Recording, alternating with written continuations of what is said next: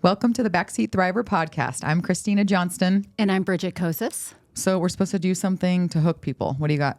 Yeah, I don't know. Listen to our show. It's funny. It's going to be amazing. We're unfiltered. We're real. Yep. That's good enough for me. That's good enough. Welcome. Did you like that? Good job. Hello, hello. Welcome to episode 7 of Backseat Thriver. Good morning. I love this little countdown that we have. I know. It awesome. makes me feel so accomplished with you. 7. 7. We shouldn't even be sweating at this point. Is lucky number 7. Yeah. But I'm still kind of sweaty. Are you nervous. sweating? Yeah. Yeah, I'm a little sweaty. I got a little cold feet. Yeah. Oh, okay. Cold feet. Not like I'm going to bail on you, but I have a little bit of cold feet. I am so happy we're here today. I feel like I haven't seen you in so long, even though it's only been 2 weeks. Raul, we missed you greatly. We missed you, Raul. We need you in our lives. I missed you guys too. Thank you. Thank you. Raul, how was your Thanksgiving? It was good till we all got COVID. Oh, that sucks. Yeah, other than that, it was good. You know what? I was the only one in my family that didn't get COVID. So What did you do? You just didn't test, did you? I went running every single day to try to sweat it out. Oh, So it worked. okay. Well, you heard it here first. Running cures COVID. Didn't you get, Don't quote us on that. didn't okay? you get something awful? Well, there was definitely a flu ripping through my house. Okay. So both the girls were sick. My poor kid on Thanksgiving was puking all after dinner. 2 hours later, he's puking all night. That's awful. And I'm just getting over something. So but Bree Shallow, you should have masked today. I should have, but You might want to change out this little screen topper, Raul, after she's done. hey, okay, you know what? You're probably right. That's actually a really good advice. See, Raul thinks you're hilarious. He does. Yeah. He does. He's getting paid for that, though. Yeah, It's well, all good. How was your Thanksgiving? What'd you do? It was great. Family came into town. I had 3 out of the 4 kids home, so that was amazing. Just made the heart feel good. Good. Everything came out just delicious. Mom helped me cook, so it was always nice to have a little help in the kitchen. So that was a blast. And then I did a lot of Black Friday shopping, some Ooh. Cyber Monday shopping. Did you Yeah. do Giving Tuesday? This is how I'm going to expose you.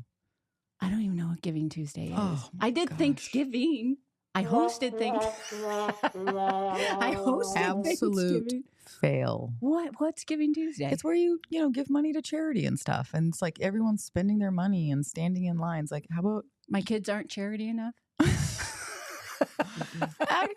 they probably think so, but I mean, yeah, totally giving. Hey, Okay. I'm not charitied enough too. Exactly. oh, I love that. My arms for the poor. Can I have some more, please? How big was your turkey this year? I want to know. I have to say, okay, so Bridget and I were talking turkey. She sent me a video of the turkey that she got last year, and there was this video of her pulling this bird up out of the sink. The body of the turkey was as big as your torso. Like it was a life-size huge. turkey. You know what? I'll have to trim that video down and we can put it on our social media. That's a great. Oh, if you guys Okay. want to see Bridget's turkey, I will post the video today. That bad boy was 32 pounds. I'm lifting it. And then once we got it stuffed and we stuck it in the oven, I had to take all of the racks out. It barely fit. We were just crossing our fingers. So you can't multi-cook True. with that. It is one thing in the oven and that's it. So this year I did a 22-pound turkey and then an 8-pound breast and then a ham.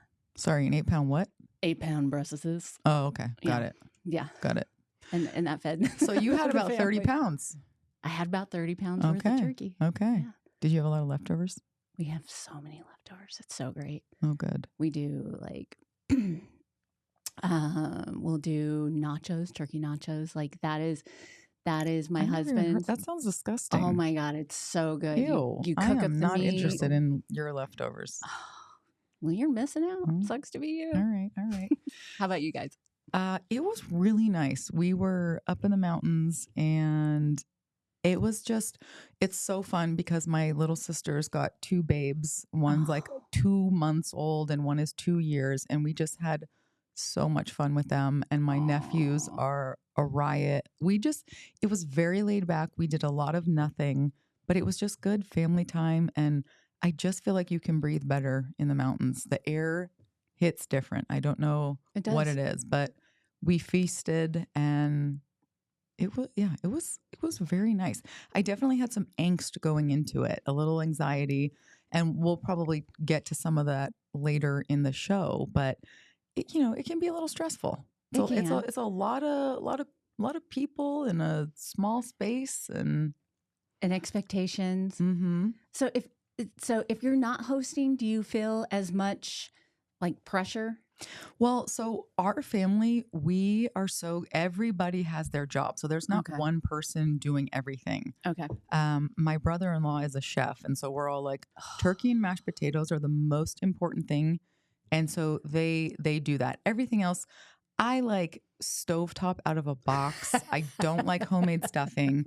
My sister always makes fancy cranberries. I'm like, give me the gelled can, and I just want to see it slide out of the can and jiggle and That's yeah, awesome. yeah. So That's so awesome. yeah. Yeah. So it's usually my mom and I. So I have brothers. They bring nothing. They bring nothing but empty bellies and to-go boxes. And then and then it's usually just my mom and I that we do all the cooking. And so it's 2 days worth of cooking. And I think this year it was so enjoyable because she came over the day before. So we got to prep and hang out, and then we just kind of threw everything in the oven on Thanksgiving. And there's so many times where when I host and I sit down to the meal, it just all tastes blah because I'm just so stressed, and I've probably had one too Oh. many ciders prior to. So Yeah. it just doesn't taste good till the next day. Like when I cook, I Okay. don't like it until the next day. If Okay. somebody else cooks, it's like, oh my God, this is game changer. Huh. But it was just so, everything was just so enjoyable and just calm and chill that we sat there and just had a beautiful meal, and No drama? everything tastes so good and no Good. drama, and the stuffing was amazing. It was not out of the box. Yeah. I mean, have you had out of the box? I have. I'm not a hater. I mean, I'll Whatever. use it. We'll let our special guest decide this fight. I don't know what side of it she's going to be on, so it's going to be a surprise for all of us. It is going to be a surprise. Yeah. So tell us, who's our special guest, guys? Okay, guys. We talk a lot about on the Backseat Thriver podcast. We've got experts and non-experts, and sometimes we feel like we're experts, and other times we know that we're not. So today we definitely have an expert among us, and I am Yay, so super excited to introduce her. So, joining us today is Grazi Martins. She has her master's in social work. She's a licensed clinical social worker. She's been in practice 23 years. Oh, so she's an Crazy expert. number. Crazy number. She is an expert. Grazi, have all 23 of those years been? That's right. Thanks, Raul. How have those 23 years all been in Tucson, or were you in other places? No. So I got my master's in Minneapolis Okay. at the University of St. Catherine's / St. Thomas. Okay. So that's where I got. Awesome. That's where I started Okay. decades So ago. that's where she started decades ago. So she's going to give us, we have a really fun episode today. So Grazi specializes in anxiety, in trauma, in mood disorders, PTSD. Welcome to our lives. Right? All of We're so all of lucky our to have lives. you. yes, right? Who doesn't have issues with mental health these days, whether on a very small scale or a very large scale? So today the topic is, why does my sleeve always get caught in the door when I'm angry? And I think this is something probably a lot of people can relate to because it happens. And it's like you're just in the worst mood. And then the last thing you need, I mean, this happened to me a week ago. My belt loop got caught on the door handle and it just yanked me backwards and ripped it. And if there was a person in front of me, I would have knocked them down. Like I felt like a psycho, and it ruined the rest of my morning. So we're going to find out why. Why does this happen? So when we were talking about this episode, what were your thoughts? So I get hooked a lot, and it's not so much the sleeve caught in the door, but it's I spilled my coffee as I'm running out the door, or I burned something. In there's so many different metaphors that we can use for this purpose. But when we were talking about that, it was like, why is the universe against me? Why when I'm rushing to do something? And I think the main piece of what we're talking about today could be that emotional state, or that negative component of why is the world against me. But it happens to me a lot when I'm excited too, or like when I'm nervous that, oh, okay, let's go. And then there goes the entire cup of greens or whatever, coffee. Does that turn to anger? And then it sets me back. I'm like, well, that was really shitty. Why did that just happen? I was like in a really great mood, and now I'm, it's either I'm running late, or I'm getting ready for something, or like you were sharing, like you're just so frustrated, and something yanked you back. So that's where I think this is so fascinating and so timely with the holidays, and with all of the the rush and got to get it done. And if you're working, it's end of year crunch, and how do you get ready for the goals for 2025, or personally it's how do I get my kid and get them registered for spring semester, or whatever it may be. There's so many different stressors when it comes to the end of the year, and even in health, it's like I got to get this surgery done before my my deductible restarts in 2025. So there's so many different components to the sleeve caught in the door, but I am so excited to have you here today, Grazi. After all that buildup. You have no idea. So, Grazi, let me just say, we talked to you about a couple of different topics of things that we wanted to talk about, and you gravitated toward this one. So, tell us a little bit why this intrigued you. So before I get into that, thanks for having me. Yay. Let's answer the stovetop situation. Oh, thank you so much. Please solve this for us. She's going to keep us in line. Yes. I am. I happen to be an immigrant to this country, so we bring a lot of our own traditions. We don't, of course, celebrate Thanksgiving in Brazil, but my mom makes something in Portuguese that we call farofa, which resembles what you guys call stuffing, because we all hate Oh, now stuffing. we're you guys, huh? Right. Like, I know, that was terrible, actually. Please cut that out. I am so nervous.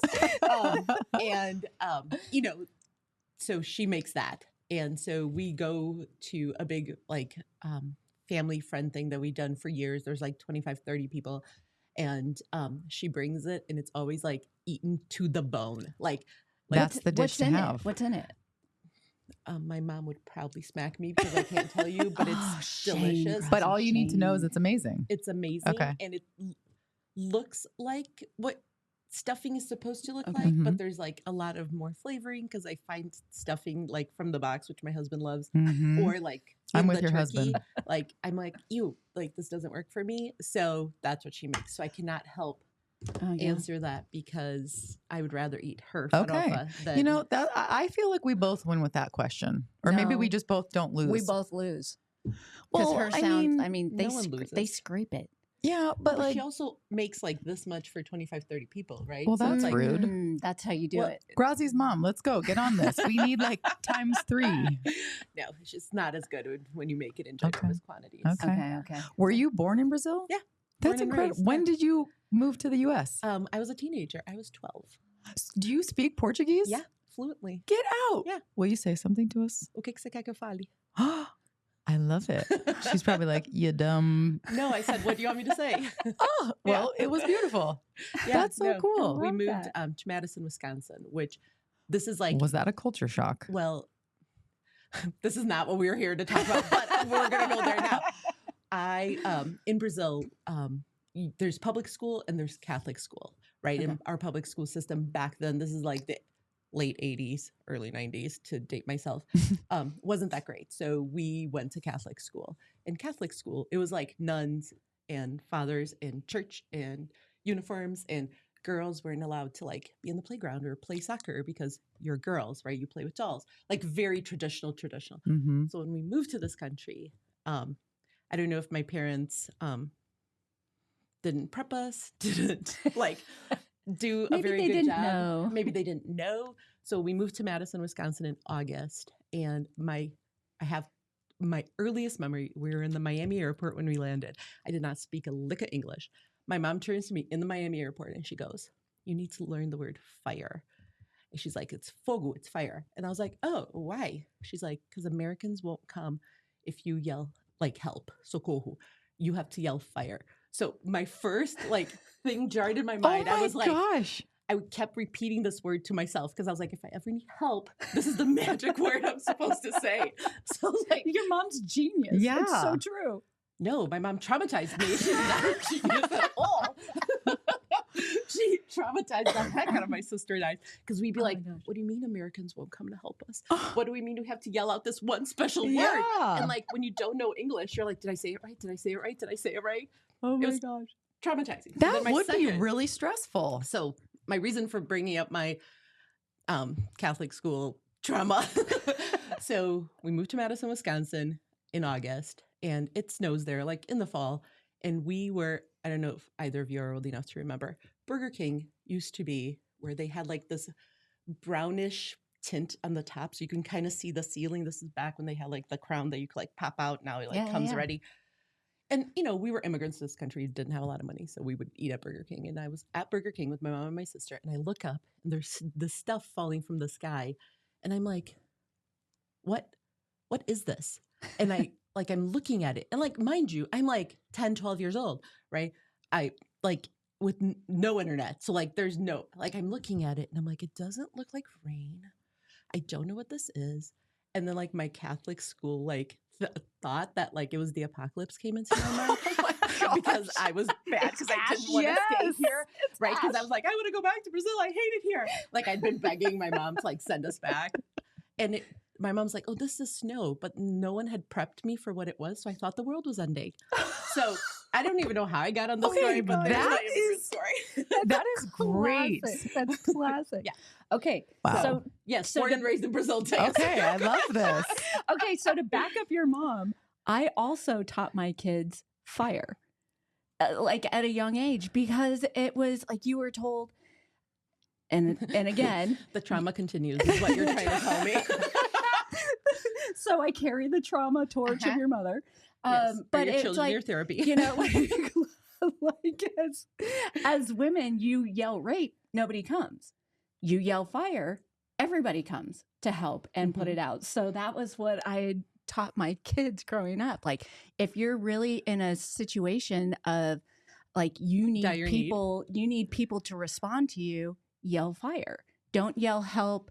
Don't yell rape, because then people are kind of get scared because they don't know what to expect. But more people will come to a fire than they will any other trauma. Hmm. I read that somewhere. I don't know where, but I'll have to find it because As my mom's newsletter. How to traumatize your children 101. Christina, did you I teach love your that. children That's fire? so No, Okay. no. See, I maybe it didn't. stopped with you. Yeah. Well, I mean, we've talked about the trauma that, you know, my mom raised me with intense fear. Like everything was So it's same, maybe not the word fire, but it was like, if you don't have bars in your window, someone will break in and murder you. If you hide your key in the plant, you reach in there, a snake will bite you, you will die. Like everything was. So we all have some intense fear from our moms. Yes. Yes. But you know, isn't that a mom's job to traumatize you? why not? Silence Well- on this end. Well, All right. Grazi, you wouldn't be here if we weren't traumatized. Come on now. You're right. You're right. So keeping back to the employed. podcast. Right. Okay. Back Yes. to the So original the, reason. the question. Yes, the question of why does my sleeve, or my purse handle, whatever, get caught all the time? So short answer and long answer. Short answer is you're doing too much. You're trying to do too much. You're not being mindful. The long answer is you're trying to multitask, plus pay attention to a bunch of things, plus accomplish a bunch of things off your mind. Plus you're probably having some intense emotional whatever. You're late, you're frustrated, you're upset. You know, you're running late to get the kids. Your husband didn't take out the trash, whatever. So Mm. like it's a combination of like you're trying to do too much and your emotions are a little bit dysregulated. And then your stupid whatever gets caught and you're like, the world's against me. I hate life. I need to go cry in a corner. Mhm. Right. When it's probably a really good moment to like just That's gonna the talk about this, universe like- saying stop. Yes. Thank you for saying that. Because what later I was supposed to I was like, oh, here's some things you can do. But I'm going to jump to it right now because you just said my favorite word. So one of my favorite skills to help with this is the stop skill because it's very easy. So STOP. Okay. So S is you literally stop. You get caught. For me, it's my usually my shirt on the handle of the drawer because I'm trying to do a bunch of things. So literally S, stop. You physically stop if you can, right? If you're driving, you probably can't stop the car. So safety first here. The T is you take a step back or to the side. I like to physically do it, right? Okay. Like, So stop. take a step back. or to the side if you can. But if you're like in a meeting and someone's saying something that you're not going to get up and step back, right? So you do it in your mind. So S, stop. T, take a step back. O is you observe. So you actually ask yourself, like, what's actually happening here, right? So if I'm at the kitchen counter and I'm trying to do 17 things, right? I observe. Why am I trying to do this? What is it that I'm actually supposed to be doing? What needs my attention right now? So you observe and you kind of ask yourself these questions while you're stopped, right? Because you want to give your body a second to just be like, take it all in. And say, what the hell is happening right now? Mm-hmm. I mean, that may be a question for a later time. Like right now, we're just trying to regulate. Just stop, Bridget, okay? Just stop. And then the P is proceed with mindfulness or choose what you're actually going to do and don't react, right? Because so often we get caught in these patterns that we just react and then we're like, what? Why did I? What? Why? Why did I do that? Like, why didn't I just take a breath and be like, okay, now I will fill my creamer in my coffee and now I will do this, right? So the P is proceed with mindfulness or choose what you're actually going to do. It's my favorite. I teach it to everyone, myself included, my husband included. And I will often like say to myself, like, Stop. STOP. That's so I like that. good. But let me ask you a question. Can you actually stop? Like, if you, it feels like everything is because you're rushing, right? So if we need to do this because you're trying to multitask, what if I don't you have need a time frame? Yeah. What if I don't have time to slow down? what's I my have to time get frame? out the door. So I feel like I'm still just going to bowl in a china shop my way through. But And how maybe does that that's work for you? It's horrible, Right? It's horrible. You're telling me that you can't take 30 seconds, literally 30 seconds to stop, take a step back, actually look at what you're supposed to be doing, right? If you're trying to rush out the door to go get your kid at school or take them to school, right? Maybe that day you didn't plan enough and guess what? You're going to do takeout for dinner because you're not going to get that stuff in, right? Like actually, like what can you actually do in the moment, right? And then you also said another word that I'm like, something I want to talk about, the idea of multitasking, right? I'm a product of the 90s, graduated high school in the late 90s.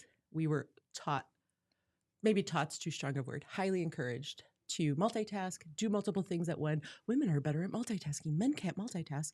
And it turns out to be a big fat lie. Like we actually, as humans, suck at multitasking. So Our this brains isn't even aren't a meant to gender do it. thing. Correct. Hold Okay. on, honey, don't listen to that. Don't listen to that. You're still a horrible multitasker and I can do this. As probably are you. Yes. Right? Like there's tons of research that's been going on for years, but the idea that I can do multiple things at the same time and give all of those things the attention it needs for the amount of time that it needs that attention is false. It's a myth, right? So what happens is, right, if you're at work and you're blah, blah, blah, whatever, and an email pops up, right, you are taking your attention from whatever it is you were doing to attend to that email. Now, it could be just exit out. It could be, oh, let me look at what that is. It could be, let me respond. But the brain power and time that it took you to leave what you were doing, to go to that notification, which pops up automatically on our screen, it does for mine too, and then to be like, this doesn't need my attention, or this needs my attention, right? And then I have to come back to what I was doing, that you've lost some time there. Now, it's not a ton of time. So it's not like you're like, oh my God, 7 minutes have gone by. But if you do that throughout your day, right, that's how you can be like, my God, it's been 4 hours. What have I accomplished? Because you started and stopped, 1,700 things. And you may or may not have accomplished all of those, right? So you can feel really like frustrated and really like it's too much. Okay. I love this. This is fascinating. I so want to learn more. All right. So we're going to take a quick break and then we're going to come back and stop. Yes. All right. Stop. My heat and air were in a state of disrepair. My drains were clogged. I was really in despair.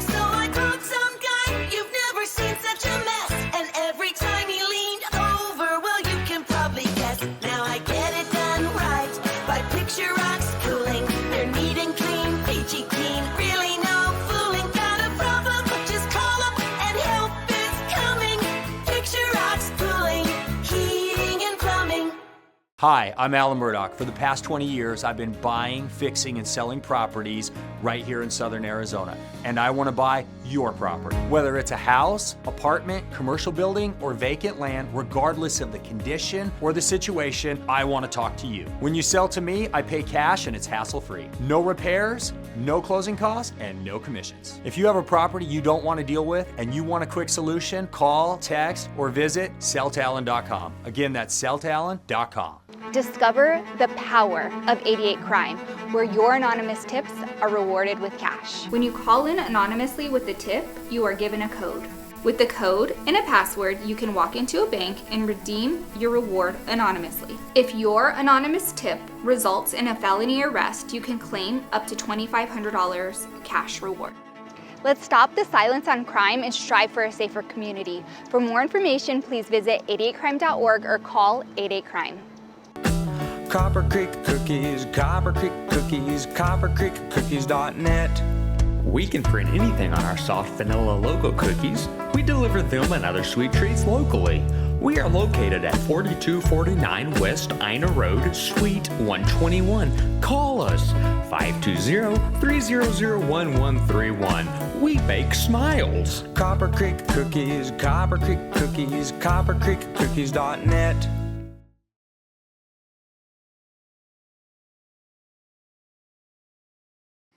Welcome back. And for any of our listeners that want to call in and ask Grazi any questions along our conversation, Or not our conversation. Or maybe she wants the recipe for something. Or if they I want don't your have the mom's recipe for the farofa. we want you to speak more in Portuguese. Well, we don't want your recipe.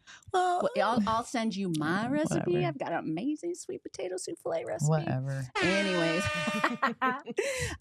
give us a call at area code 520-477-1106. But Grazi, you were just kicking us off with stop and Yes. Continue. So I think if I may kind of backtrack to the Yeah. whole idea of multitasking, right? Like, I'm not saying that you can't do multiple things at the same time. We can and we do all the time. But it's about the idea that if you are multitasking, you are quote unquote doing it better than someone else, that's what studies have shown is not technically true, right? So you may have an ability to bounce back and forth between multiple activities that need different amounts of your energy and your brain kind of focus. But that doesn't mean that you're quote unquote doing it better than someone that's just like, I'm going to do this, done. I'm going to do this, done, right? I think sometimes, and again, I'm not so sure how it all connects, but it does in my mind. We tend to be a little bit more, I'm multitasking and you're not, right? And I think sometimes that can show up. We were talking about like the stress of the holidays, like this idea that we all have to be doing all the things all at the same time.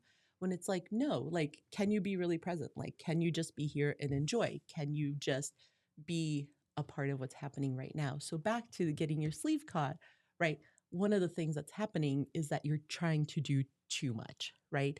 Most of us, when that happens, it's not that you're like, oh, my emotional state is perfect and I'm doing one thing. No, it's you're doing a ton of things and you're usually having a bigger emotional reaction for whatever reason. And I think maybe you can give us the Brazilian perspective on this, but that is what I think the first episode we talked about glorifying busyness and putting yourself on this pedestal of I'm getting so much done and what are you doing? And I'm working so hard and what are you doing? Well, and to that, like you see memes on social media all the time. Like, this is my girlfriend or this is my wife getting out of the car and she has a cup and she has a bag and they've got, 4 grocery bags and because we only want to make one trip. So it's the multitasking of all of these things to go from point A to point B, or it's things along those lines, or I worked 8 hours and I accomplished nothing because you were multitasking the entire 8 hours. And like you're saying, you're in the middle of a task and you get an email and then you get an IM and then you get a to-do and then you get this other thing and then you realize, oh, I still need to finish this, but I need to respond. I mean, this is probably not what you wanted me to pick up on, but if I can, on the video of the person, like usually the woman that's trying to do all the things to get out of the car, I want to be like, put your phone down and help her. Like, this isn't cute. I don't appreciate this type of content. Like, I understand that it's probably a setup. It's not authentic. It's not in the moment. It was probably something that they were like, I'll grab this and I'll grab this and I'll grab this. I know I'm probably going way off topic, but it just upsets me to see that stuff. And I wish there was a way that I could make my own algorithm and the social media that I follow to be like, I don't want this type of content. Mm-hmm. This upsets me, right? Yeah. This sets up this idea that it's okay to have one person filming as you do all the work. Once again, Yeah. glorifying Mhm. that. And Yeah. it's, yeah, I agree. Yeah. It I really agree. upsets me. Yeah. Like so much. Topic for another day. Well, Yeah, Bridget, I you're love you're the tech guru. Isn't there like a button with or 3 little dots in the top right corner you could click and say I don't, don't like this. Yeah. or I thumbs don't down? like this. I don't want to see content like this anymore. Or it says something like that where you Mhm. can unfollow that type of algorithm, but then they trick you and it pops back up. Exactly. Like I it get you back. clearly knows, right? Yeah. It clearly responds when I like something. Like if I watch a whole video on like a whatever, a cooking whatever, right? All of a sudden every other video Now is you're a Martha cooking video. Stewart. Yes. Mhm. But I scan something really fast because I clearly don't like that content. Why can't it read that as well into the Mhm. algorithm? You know, that's a good point. But that's not what we're here to Okay, talk you're about. right. No, but I That's for think, another day. But I think it's interesting, like as we're saying that, when we're talking about these emotions and we're talking about that, to be able to stop and Mhm. and pause and reflect and do all of that while you feel the chaos is happening, but also like somehow the algorithm finds you and then puts a notification on your phone, like as you're scrolling through one of the social media platforms and it's showing you chaos. And you're like, oh, that's exactly how I felt today. And then you go into this frame of mind of you see all this chaos Yeah. and you're like, I can relate. And it's almost, what's the word I'm looking for? Where it's Overwhelming.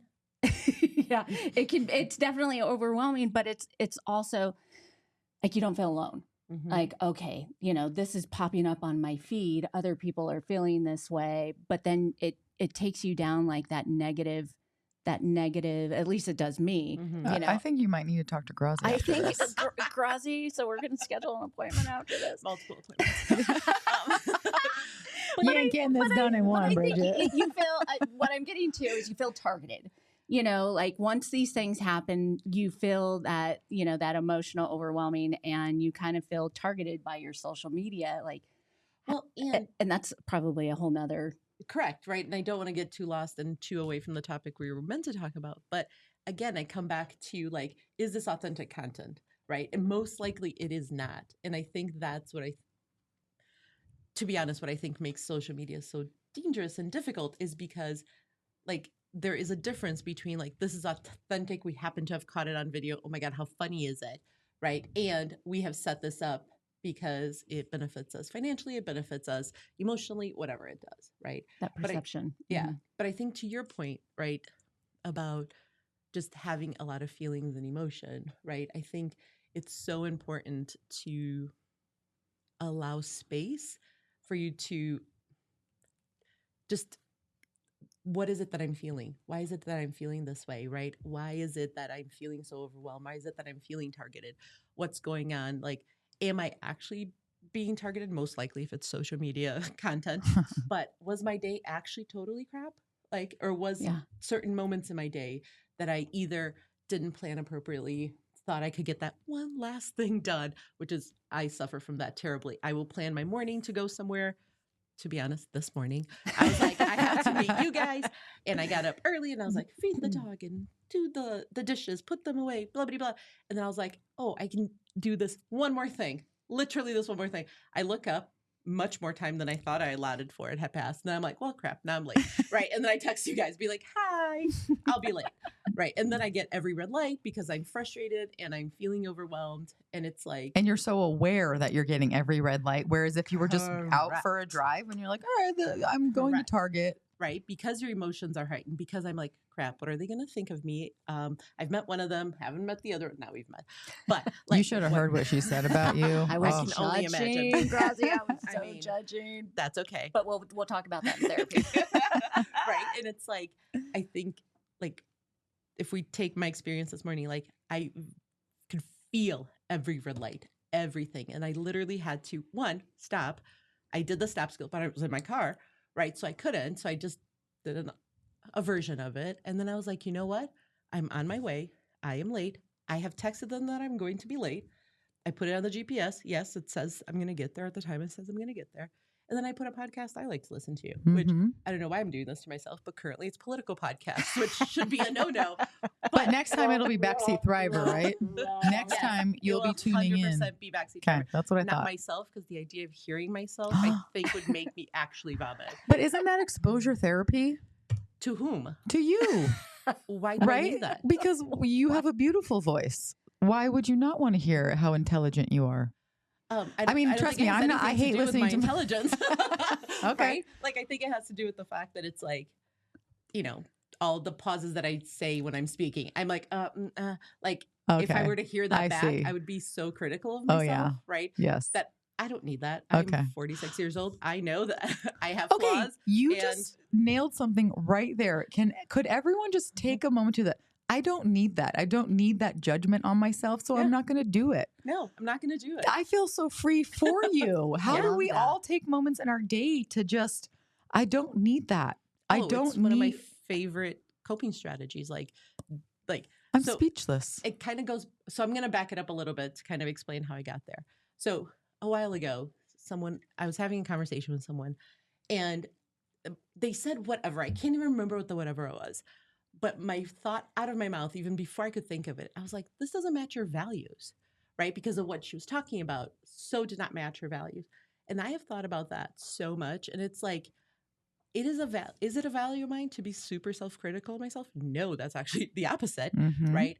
I want to, of course, continue to grow and learn, but I don't need to criticize every aspect of myself, right? So I really tried to be very conscientious of like, what are the values that are important to me, both right now and what I aspire to be, right? And then how do I live those out? Like, how do I actually live those out? And being extra critical of myself, I don't need that. It comes with the package. I don't need any extra of that. Yeah. I love that. That is such a healthy mindset. If I'm going to take, I'm going to take a few things from this episode, but I think that is such a great one. And it's funny that I feel so shocked about that. Like, I don't actually have to beat myself up mentally. I don't need it. No, you probably already do it, one, more than you realize, right? Mm-hmm. And two, like, would it be beneficial to you? Would you actually learn anything that you don't already know? Okay, next time you're on the show, can you come up with an acronym like, you have Like stop, stop. but the thing to remind us, it starts with an I. Is it actually beneficial? D, don't do it. We'll Protect finish. your peace. Yeah. So I have FTS. F this F. So I have a tote bag that, sorry, I'm going to swear, that literally on the tote bag it says, protect your fucking vibe.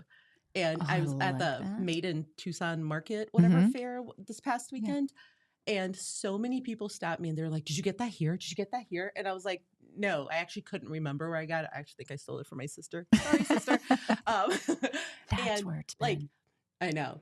And it's like that matches my values. Yeah. Right. Like I know who I am and I know what I'm good at. I know what I'm not good at. I know when to ask for help and I'm going to protect my fucking vibe. Mm-hmm. Sorry, that's not the topic Let's we were do meant to talk that. about. But again, like PYFV, right? All right. Protect your fucking vibe. Yeah, I got it. Yeah, Yeah. I like Okay. it. Yeah. We're gonna Yeah. get a shirt made Oh, next time. I'm I wearing would that shirt. 100% wear that shirt. We were Okay. okay. Yeah, I'm doing done. it. 100%. Okay, 100%. it's Okay. happening. I didn't coin it, so don't attribute it to me because Mm. I stole it from my sister Stokat. Well. But, yeah. So when I like that you had just shared that. So when we're talking about like all of this chaos, we need to cut to another break. Oh my gosh, are you Get back to kidding? it This went shortly. so You like that? fast. Like that teaser? All right, we'll be right back. I'm on the edge of my seat. You should. My heat and air were in a state of disrepair. My drains were clogged. I was really in despair. So I called some guy. You've never seen such a mess. And every time he leaned over, well, you can probably guess. Now I get it done right by Picture Rocks Cooling. They're neat and clean, peachy keen. Really no fooling. Got a problem? Just call up and help is coming.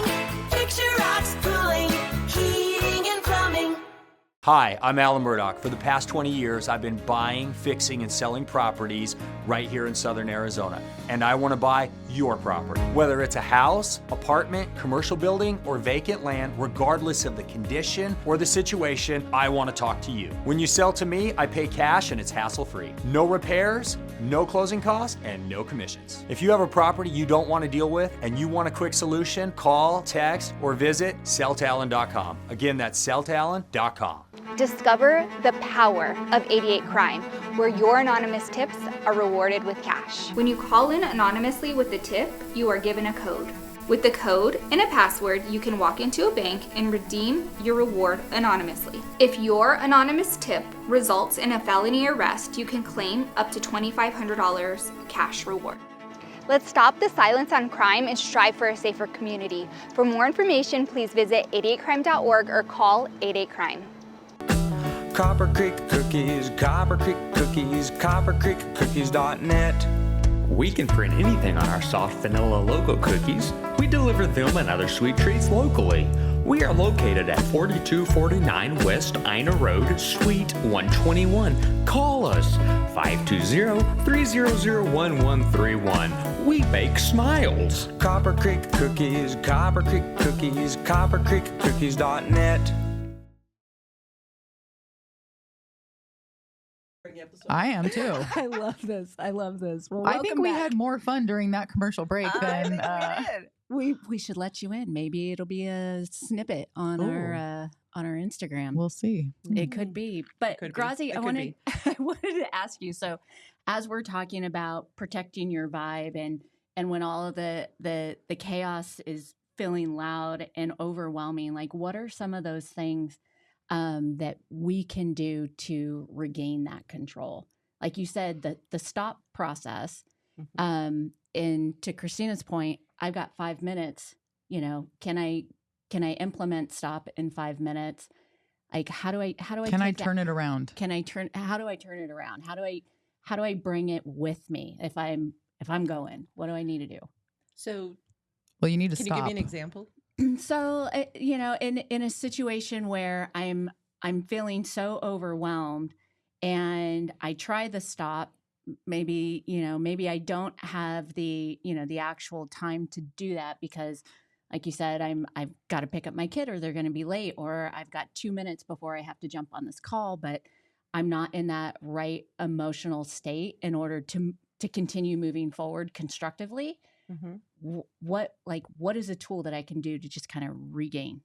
So, to be honest, stop is something that shouldn't take you that long, right? Okay. So, if you have literally 60 seconds, you can probably do the stop skill, right? Because it's literally like you physically stop, you take a step back, you observe, like you don't do anything you just observe and you kind of talk it through to yourself, and then you choose how you're going to respond. So, that would probably be my favorite one.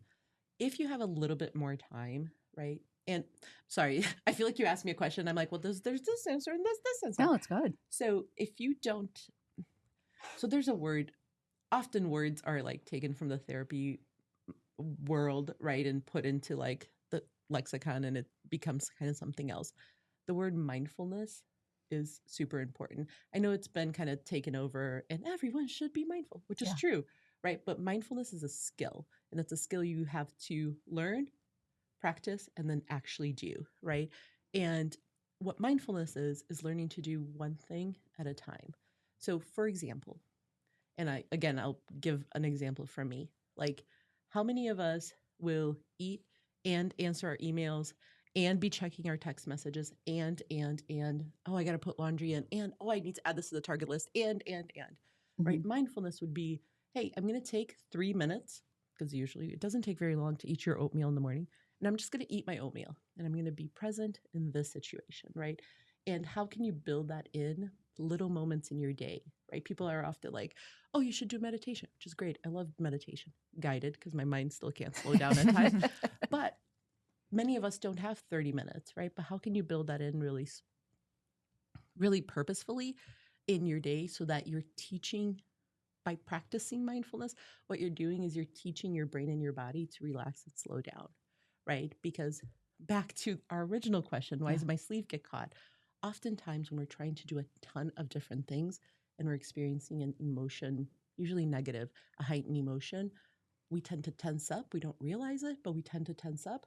So your ability to be flexible with your body goes down. So if you pay attention as you're moving through your house, right, you'll be walking down your hallway, and then your dog will have dropped a toy. Your kid will have dropped a whatever.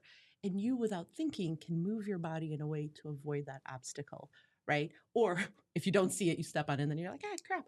So that's a level of flexibility with your body. So when you're tense, you can't do that as well because your muscles are literally more tense.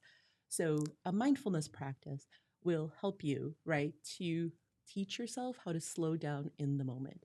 Because if I were to tell you right now to like go into a higher state of relaxation, you're probably like, what? I can't, because you haven't really practiced that, right?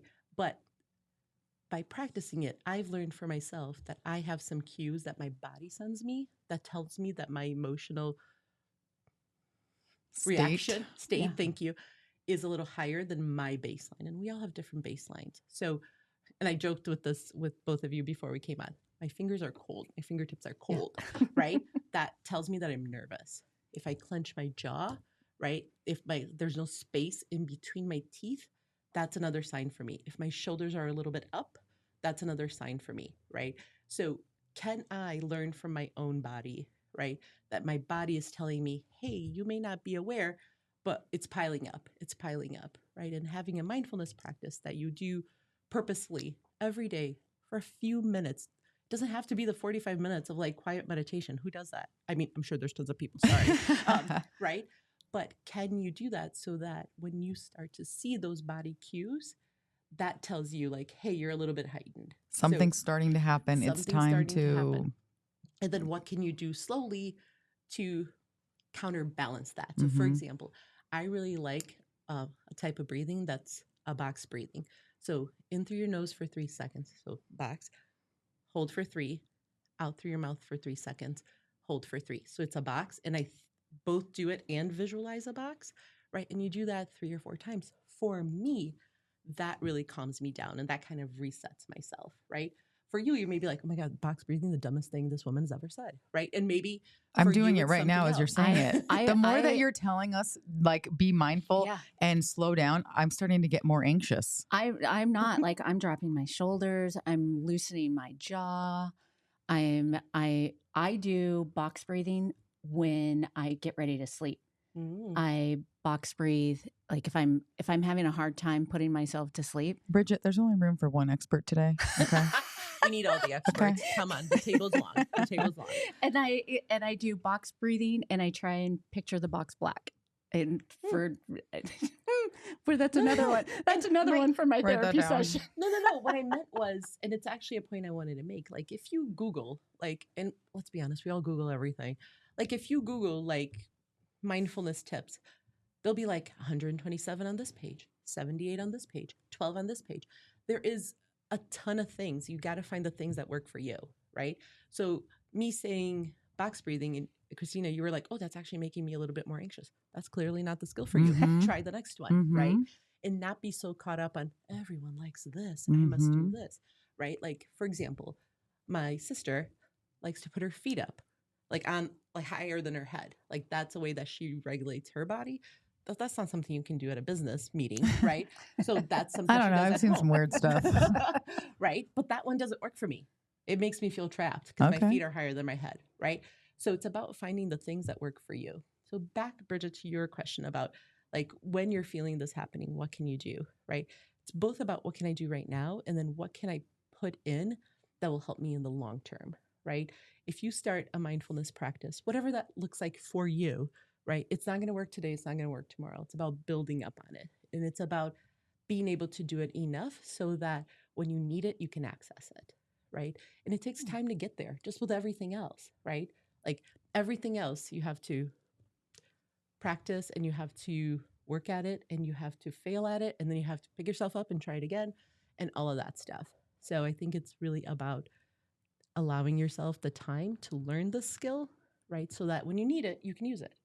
Well, and what I love about what you're saying, and we've talked about this in some previous podcasts, when we're talking about things, and there's every excuse in the book why, well, I don't have 45 minutes a day to meditate. I don't have time to work out. building these little habits, everyone can do 3 minutes, right? If we are talking 3 minutes, if we're talking 60 seconds to stop, you really don't have an excuse. And I think when you sort of held the mirror on that one, I don't have time to stop. And you're like, yeah, you're going to keep going. And how's that going to work out for you? Yeah. Well, horrible. I'm going to have a terrible rest of the day. Or you could take 60 seconds and be mindful of what's happening. So that's something that I think I'm going to try to practice that. Yeah. And it's not just the mindfulness, like, right? That's the P, proceed with mindfulness. The other three are just as important, like physically stop what you're doing, right? Unless you are in an emergency situation, literally an emergency situation, you can stop, right? You can stop and you can take a step back and you can look around and you can observe, and then you can proceed with mindfulness. You can choose what you're going to do, right? Like I said before, we're so reactionary. Like, we get caught in patterns, what we expect of each other, of ourselves, and we just sometimes just really need to stop, literally. If I can, my other favorite, Bridget, to what you were talking about, like, what can I do kind of to, if I'm feeling overwhelmed, especially during this amazing time of the year? Full sarcasm. I picked up on it. Thank you. But, other people sometimes don't, so I had to be clear. There's other things that I really like. So, like, progressive muscle relaxation. So that's when, and a lot, again, you can Google all this stuff, but I like a progressive muscle relaxation that someone's telling me what to do. That has a couple of benefits. One, it gives my brain something to do, so it's not spinning. You didn't get that at the Target. You didn't buy this. You forgot a gift for this person. And then did you RSVP to this open house? And my brain needs something to do, right? So I really like listening to someone, usually an app or like a YouTube. And I really like, they're sometimes called body scans or progressive muscle relaxations, where you'll either start at the top of your head or at your feet and you'll move in the opposite direction. So it'll be like, observe your forehead. Observe the muscles behind your eyes. Observe your cheek. Are you clenching your jaw? And it will walk you through your whole body. And that's a really great way to learn those body reactions so that you can start to learn when your body is telling you hey, you should pay attention here. This is starting, right? Often when kids especially are out of nowhere, I hated her. Or I had a big reaction and I don't know how it happened. Well, there's always signage, right? For some people, it's how I feel. For some people, are the thoughts I have. But for a lot of us, it's what our body is telling us, but we're not taught to pay attention to that, right? And I think it's really important as we are getting, to the age that you're either a parent yourself or you're around children, to help children pick this stuff up. Like I mentioned before, this stuff that has to be taught, right? We don't. Why is this not taught in school? I don't know. That's a question for a different podcast. But we have to do it ourselves so we can show people, right? Hey, and I'll say sometimes out loud in my family, hey, I'm feeling really overwhelmed. I feel like I can't focus on what you're saying.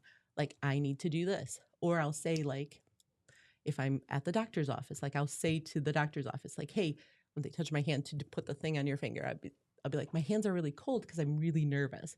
Right. And I think we need to do more of listening to our body and then communicating that. Yes. Right. To ourselves and to the people around us. I feel like there have been more times recently in parenthood where I've found myself I'll be sitting there talking to my son and I'm multitasking. I either have my computer. Favorite word, multitasking. Okay, when I'm pretending to multitask. I'm cooking dinner and I'm doing the morning dishes and I've got my computer open and he comes home and he'll start telling me about his day and I'm barely listening. And then I'll come back around and I'll say, so what did you have homework tonight? He was like, Mom, you've asked me that 3 times. Yeah. And that's that. Okay, hold on. Let me stop what I'm doing. I'm going to sit down. I apologize. I have been faking multitasking and tell me about your day. And I think that's because great. I feel horrible. Yeah. And I think that's great that you're able to do that. Right. But 2 things, and this is going to sound judgy, but one, that is stuff for you to do on your own, right? Yeah. You shouldn't have to put that on your son to be hey, I'm sorry, I was trying to do 1,700 things, right? Because I think it's really important to, again, like go back to that modeling, like to model like, hey, one-on-one conversation, like that's really important, right? Yeah. Like, or to say like, hey son, I so want to hear about your day. I'm so glad you're willing to talk to me about it. Yeah. But I started making this whatever. And if I am not paying attention to it, it's going to burn, right? Yeah. So like, how can you be more present in the moment, right? To know what your boundaries are. And I totally lost my train of thought on the second thing I was going to say, but it felt important, but now it's gone. So bye-bye to that. It'll come back. Now, what about the people who are so good at that? My husband will not multitask. And it's a very frustrating thing I've learned about him because I multitask the crap out of my You day. actually don't. Well, Are I you don't. not learning that No, today? no, sorry, you're right. I'm failing most of the day. But my husband, I'll be like, he's brushing his teeth and I'm like, oh, good. He's quiet. I have a captive audience. And I'll ask him something. And he's like, I won't talk to you right now. I am brushing my teeth. And it annoys me because I just listen to me. But he's so good about, okay, now I'm done brushing my teeth. Those are great boundaries. What do you want? See, and this is the thing I need to get better with boundaries because sometimes boundaries piss me off. And that says more about me than anyone else, right? Well, I have time now and I want you to listen to me. So and maybe like, how could you guys compromise on that? So maybe in the morning while he's brushing his teeth, that happens to be the time when your mind's doing all that mental load of like, we do this and this and this and this. Maybe instead of telling it to him, you do it on a text message, right? To be honest, that's how I do it with my husband. And sorry, Daryl, I literally will say, read the full message and then like bullet point it, right? Because he'll scan it and not read it all the way. That's smart. And I will literally be like, and if I have to do more than one text message, I know it's gone. Yeah. That first text message is gone. So then I just copy paste into the second one and I say, please read full message. Ignore top message. Right. And I think boundaries, yes. Like boundaries are often one of those things that we want for others, but not for ourselves. Yes. Right. So I think realizing that your husband's saying, hey, this is my 2 minutes, Christina, I know. to brush my teeth. I know. Right. But maybe you're like, this is when my mind is doing what it does best. Right. Like, where is there a middle ground? Can you voice memo it? Can you write it down? Can you do it on an app? Can you write it down and then just say it to him later? Like, right. Like, you got to make sure you find something that works for His both of you. self-awareness is causing emotional triggers. That's right. You're too good at this. I don't like it. Okay, so we just have a few minutes left, but Grazi, I do want to touch on one thing real quick. We talked about a little bit before we hopped on the air. Technology, where how this mindfulness, this being present in a world when we talk about multitasking, and now we've heard straight from you, the research proves multitasking is not actually effective. For most of us. For most of us, yeah. And maybe some people, sure. But the majority, no. You're just making a mess of yourself. What do we do when we live in this society where if you're not filming your kid swing at the ball or every moment of the day and a new baby or a new shirt or whatever it is, how do we separate technology from being present and mindful? Well, there is a huge question. You told me you have a few minutes left, so I feel like you're setting me up to fail. I know. But I'm going to put that aside. I'm going to do the best I can. So a couple of things. One, I would ask you, like, I'm going to take the example of your kid at the baseball or whatever. What's your goal in that situation? Chime in real quick. Just finish the question. I'm good if you guys go a little bit over. Okay. Awesome. Excellent. Thanks, Raul. Look how cool we are. Like, what's your goal? Right? Is your goal to support your kid? Is your goal, I think my kid's going to be a superstar and I want this to be on the reel of when he wins Men of the Year of ESPN, right? Like, do I want my kid to see how he's actually hitting, running, whatever, so that he can get some insight? Like, first, what's the goal? Right? Okay. If you're just there as mama, I'm here to support my kid. One, does your kid want you filming him or her? Like, let's be honest. If they're a teen or a preteen, probably heck no, right? So does your kid even want you to do that? And then like, are you present if you're filming your kid the whole time, right? If you're like, oh my God, they're going to come up to whatever, like, let me film them. And then you miss the thing that they do. Totally. And then the grandparents who are also there to support the kid or auntie, whatever, are like, oh my God, did you see that? And you're like, saw it. No, you didn't. Like, because you were so busy trying to film it and you're seeing it through a tiny screen when you could have been observing it in real life, right? So I think, like, what's your goal? Like, what's the purpose of this behavior that you're doing? What is it that you're trying to accomplish with it, right? Like, there are kids that are prodigies. God bless them. Those kids are filmed all the time, Mhm. right? So for those kids, yes, there might be coaches being like, parents, film everything because we want to see how they're running, how they're pushing off, how this, to use it to better them athletically. That's not your kid. Do you need to be doing that? Mhm. Right? So I love that. I do. What is your goal? yeah. what's the Because purpose of we this? do miss so much. We miss Mhm. so many moments. Like if I can, so this is I can talk about a study that this is a while ago, maybe 10, 12 years ago. And it was done in a museum. It was 3 groups of people. They were all in the museum for the exact same amount of time, right? And none of them were like super visitors at this museum. So like, regular people. One group of people were told to photograph everything that they found interesting. Absolutely everything, take all the pictures.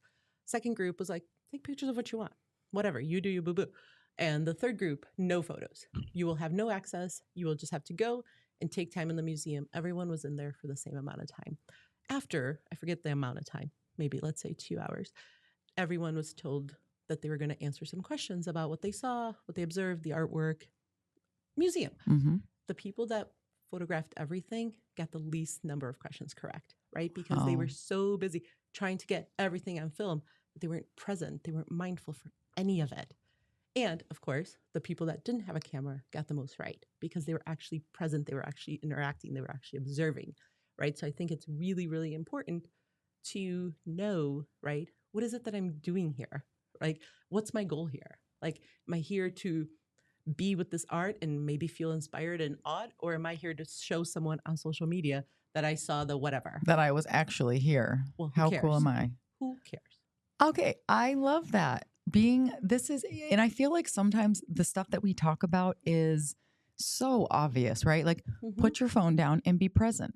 Yet nobody's doing that. Every kid band concert that we're at, all you see is a sea of phones. Yes. Is anybody actually seeing what's going on? And so think about it from the kid's perspective. They're looking out in an audience. They don't see people's eyeballs engaging with them. They see phones.